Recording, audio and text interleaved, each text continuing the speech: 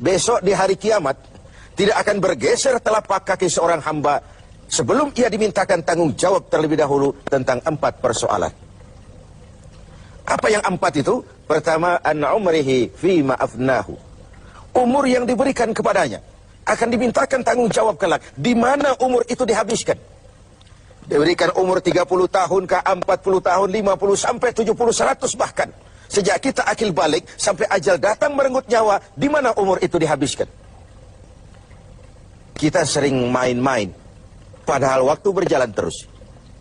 Kita sering lalai dan lupa, padahal malaikat maut tidak pernah lalai dan lupa. Seorang Nabi Yakub alaihissalam, seketika akan ajal, beliau menanyakan, kalau saya ajal kenapa tidak diberitahu lebih dahulu? Kata malaikat maut, sudah diberitahu. Loh, bagaimana caranya diberitahu? Perubahan yang terjadi pada fisik kita adalah pemberitahuan. Uban yang bertabur, mata yang mulai lamur, pendengaran yang mulai kabur, itu semua pemberitahuan agar kita mawas diri. Umur akan dimintakan pertanggungan jawab, di mana umur itu dihabiskan. William Shakespeare memang pernah bilang, waktu hidup itu singkat. Tahu-tahu baru saja zuhur, tahu-tahu sudah asar. Baru saja asar, tahu-tahu sudah maghrib.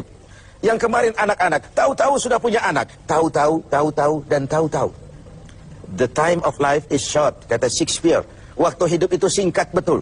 Namun waktu yang singkat akan terasa ada manfaatnya kalau kita bisa memanfaatkannya dengan yang sebaik-baiknya.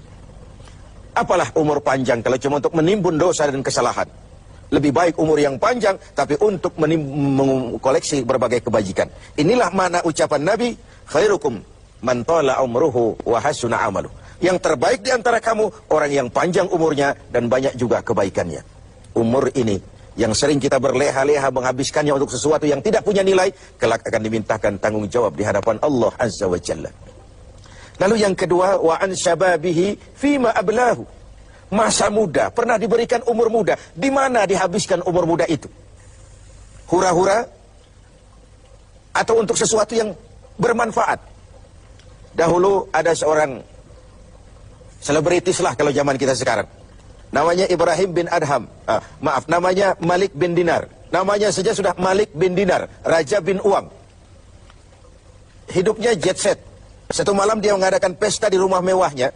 Datang seorang pengemis. Bertanya kepada penjaga pintu, siapa yang punya rumah ini? Bos saya. Iya, Malik bin Dinar. Oh, orang kaya? Orang kaya. Selebriti? Selebriti. Dia hamba apa orang merdeka? Dia orang merdeka. Kalau hamba bagaimana bisa pesta sehebat ini? Orang tua itu senyum lalu bilang, sampaikan kepada bosmu, Malik bin Dinar, dia memang orang merdeka. Kalau dia hamba, bukan seperti ini pekerjaannya. Dia orang merdeka, dilarang tidak terlarang, dicegah pun tidak tercegah. Merdeka dia memperturutkan hawa nafsunya. Kalau dia hamba Allah, bukan begini pekerjaannya. Menghabis-habiskan waktu untuk pesta, hura-hura, sesuatu yang tidak ada gunanya. Ini disampaikan kepada Malik bin Dinar, dia tercenung mendengar orang tua yang misterius itu. Malamnya dia bermimpi kiamat datang. Dia akan dia masukkan ke dalam neraka. Karena itulah lalu dia bertobat dan kemudian menjadi ahli sufi yang terkenal, Malik bin Dinar. Masa muda akan dimintakan tanggung jawab. Yang ketiga, wa an ilmihi maza amilabi. Ilmu yang dimilikinya, kemana ilmu itu diamalkan?